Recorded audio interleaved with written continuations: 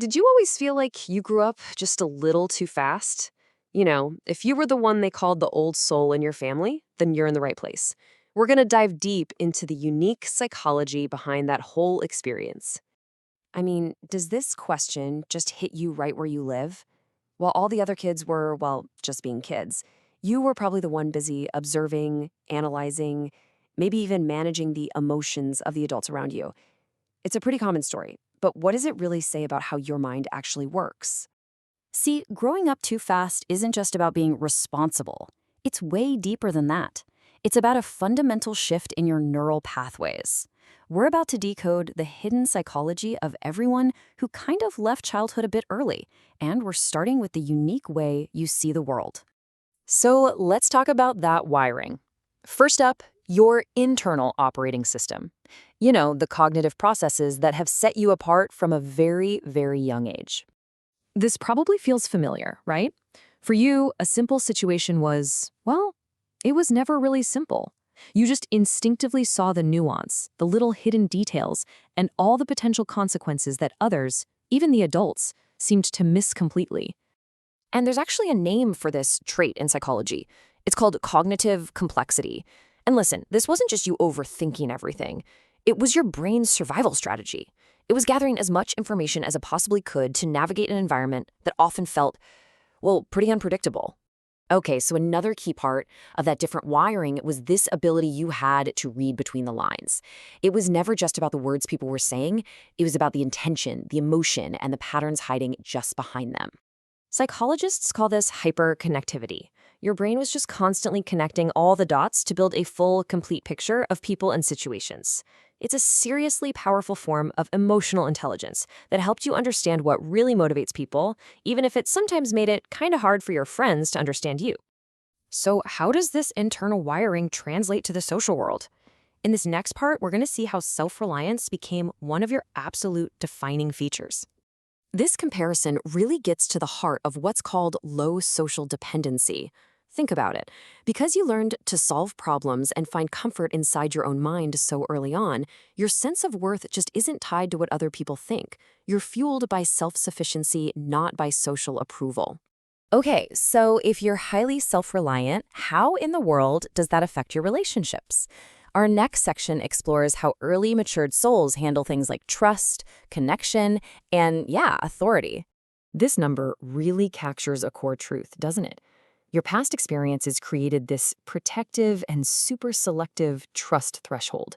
Now, the key thing here isn't that you're antisocial, not at all. It's that you avoid surface-level relationships because your standard for a genuine, authentic connection is just incredibly high. I think we've all heard this one, right? But for a kid who grew up too fast, that answer was just never, ever enough. You instinctively questioned authority and tradition, not because you were trying to be a rebel, but from this deep drive to understand and maybe even improve systems that just seemed illogical. And ultimately, it all comes down to this. Your core motivation isn't to be popular or to fit in, it's to seek truth.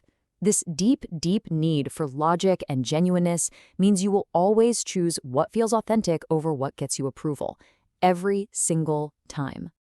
All right, let's move into our final section, which focuses on the incredible power of your own self-awareness. This is where we reframe what might have felt like a burden for so long into a source of some serious wisdom and strength. This is the duality of your inner world, isn't it? You have this intense ability for self-analysis, which means you've been your own guide for as long as you can remember. But the flip side is that you hold yourself to an extremely, almost impossibly high standard. The psychological term for this is metacognition, literally thinking about your own thinking. And it's a real double-edged sword. It's the engine for your constant growth and self-improvement, but it can also be the source of that persistent self-criticism, making true confidence a real challenge to hold on to. This might just explain why you prefer solitude and deep reflection. For you, spending time alone isn't about escaping the world, it's about visiting your own.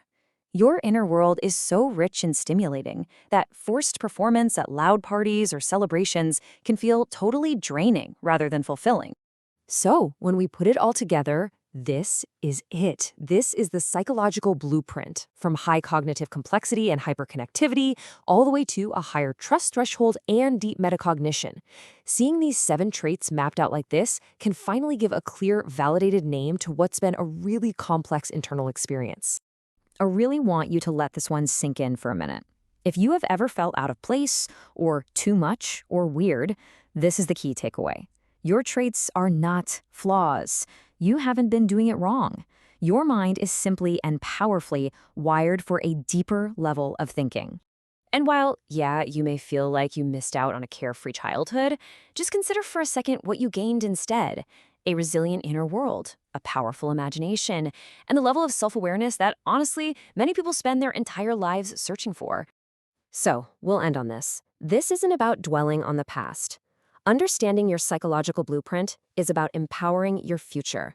The real question isn't about what happened back then, but what you choose to build with these incredible strengths, starting now.